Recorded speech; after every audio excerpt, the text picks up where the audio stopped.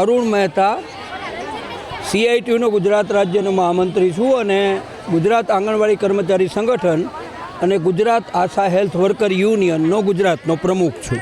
આજે બહુ સ્પષ્ટપણે બહુ લાંબા સમયથી આંગણવાડી વર્કર, આશા વર્કર અને ફેસિલેટર બહેનો પોતાની માગણીઓ માટે સતત સરકારમાં રજૂઆત કરતી આવી છે. 2018થી આ બંને પ્રોજેક્ટ કેન્દ્ર સરકારના હોવા છતાં 7 જેટલા બજેટ કેન્દ્ર સરકારના રજૂ થયા છતાં તેમના માનદ વેતનમાં વધારો થયો નથી. બહાર બજારમાં મોંઘવારી વધી ગઈ, પેટ્રોલના ભાવ વધી જાય, પરંતુ આ બહેનો કે જે પાયાની કામગીરી કરે છે, આરોગ્ય અને કુપોષણ સામેની, તેમના રેમ્યુનરેશનમાં પગારોમાં કોઈ વધારો કરવામાં આવતો નથી.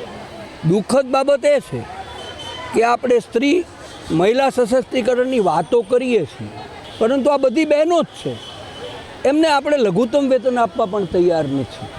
આ સૌથી દુઃખદ બાબત છે અને એટલા માટે દ્રઢતાથી નિર્ણય કર્યો છે કે ગુજરાતનું બજેટ હજી બાકી છે. કેન્દ્રના બજેટમાં તો આપ્યું નહીં, તો હવે ગુજરાતનું બજેટ બાકી છે અને ગુજરાતના બજેટમાં આ બહેનોના લઘુત્તમ વેતન કરવામાં આવે તેવી માગણી છે. અને આ વાતનો સ્વીકાર ગુજરાત હાઈકોર્ટે પણ કર્યો છે. ગુજરાત હાઈકોર્ટે પણ આગ્રહ કર્યો છે કે આ બહેનોને, આંગણવાડીને આશા બહેનોને લઘુત્તમ વેતન આપવું જોઈએ. બીજી વાત, બંને કક્ષાએ આંગણવાડી બહેનો પાસે સવારથી સાંજ સુધી ડિજિટલ કામગીરી લેવી છે. આશા વર્કર અને ફેસિલેટરો પાસેથી ફરજિયાત ડિજિટલ કામગીરી લેવી છે. દેશને ડિજિટલ બનાવવો છે, પરંતુ આ આશા વર્કર, ફેસિલેટર અને આંગણવાડી વર્કરને મોબાઈલ આપવો નથી અને એમ કહેવામાં આવે છે કે તમે તમારા ખાનગી મોબાઈલથી તમે આ ડિજિટલ કામગીરી કરો. બહુ દુઃખદ બાબત છે કે જે ગુજરાત કુપોષણની ભયાનક શિકાર છે, આરોગ્યની અનેક સમસ્યાઓથી ઘેરાયેલો છે, પરંતુ ભૂલકાઓને, બાળકોને જે પોષણ આહાર આપવામાં આવે છે, આરોગ્યની સુવિધા માટે જે સવલતો આપવામાં આવે છે, તેના દર 2019માં નક્કી કર્યા પછી એમાં વધારો કર્યો નથી. તો આ બહેનો હવે માનસિક ત્રાસ અનુભવી રહી છે અને રોજ માન સન્માન આપવાનું તો એક બાજુ રહ્યું. સુપ્રીમ કોર્ટે કીધું કે બહુ મહત્ત્વની રાષ્ટ્રીય કામગીરી બજાવે છે આંગણવાડી, આશા વર્કર અને ફેસિલેટર, પણ અહીંયા નીચેની જમીનની સ્થિતિ ઉપર તો રોજ ધાક ધમકીનું વાતાવરણ છે. આ ડિજિટલ નહીં કરો તો તમને કાઢી મૂકશું, તમારો ઘરનો મોબાઈલ લઈ આવો, તમે કામ નહીં કરો તો તમને નોકરીમાંથી છૂટા કરવામાં આવશે.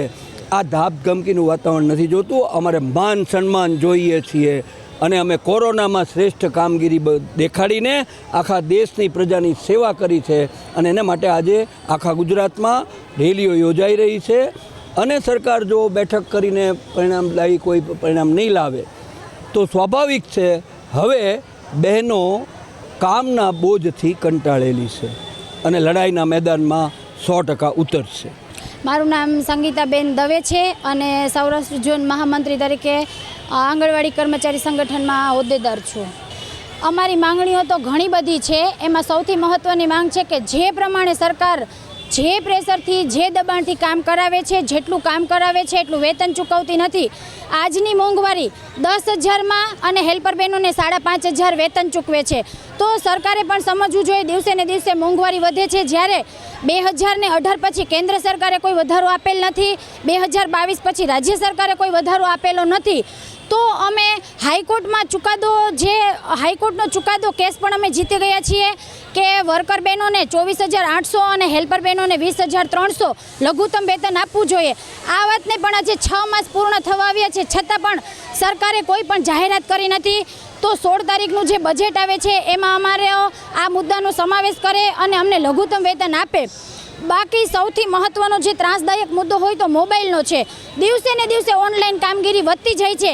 જ્યારે બહેનો પોતાના પર્સનલ મોબાઈલમાં કામ કરે છે અને જે ઇન્સેન્ટિવ ચૂકવવાનું હોય એ પણ અમુક જિલ્લા તાલુકાઓમાં વર્ષ, 1.5 વર્ષથી ચૂકવાયું નથી. કલાકમાં સરકારને કામ જોઈએ છે અને પૈસા વર્ષ દિવસ સુધી નથી આપતા. જ્યારે 2019માં જે બિલો ફળના 3 રૂપિયા, તુવેર દાળના 80 રૂપિયા, ચણાના 80 રૂપિયા અને વિચાર કરીએ શાકભાજીના 10 પૈસા ચૂકવે છે. તો આ ભાવમાં કુપોષણ કેવી રીતે દૂર થાય? સરકારને કુપોષણ દૂર કરવું છે, ભાવ વધારો કરવો નથી, વેતન ચૂકવવું નથી. જે વેતન આપે છે અમારી બહેનો 50,000 વેતન મેળવવાને લાયક છે એટલું કામ કરીને આપે છે, જ્યારે સરકાર 10,000 આપે છે. અને જે 10,000માં બહેનો પોતાનું રોકાણ એટલું કરે છે, અમુક બિલો 6 મહિના સુધી આવતા નથી, મકાન ભાડા બહેનો રોકાણ કરે, બિલો રોકાણ કરે અને સરકાર આ પૈસા ચૂકવતી નથી. અને છેલ્લે સરકારે 200 રૂપિયા MMYનું જે ભાડું ચૂકવ્યું એમાં સરકારે એવું કીધું કે બહેનોમાં ખુશાલીનો માહોલ. તો સરકાર શું અમને ભિખારી સમજે છે કે 200 રૂપિયામાં ખુશ થઈ જાય બહેનો? અમારી માંગણી એ છે કે સરકાર લઘુત્તમ વેતનમાં અમારો સમાવેશ કરે, અમને કાયમી કરે. 45 વર્ષથી ICDS યોજના છે છતાં કાયમી કરેલ નથી. તો સૌથી મહત્ત્વની માંગ છે કે અમને કાયમી કરે, સારી ક્વોલિટીના મોબાઈલ આપે અને ઓનલાઈન કામગીરીનું ભારણ થોડુંક ઓછું કરે.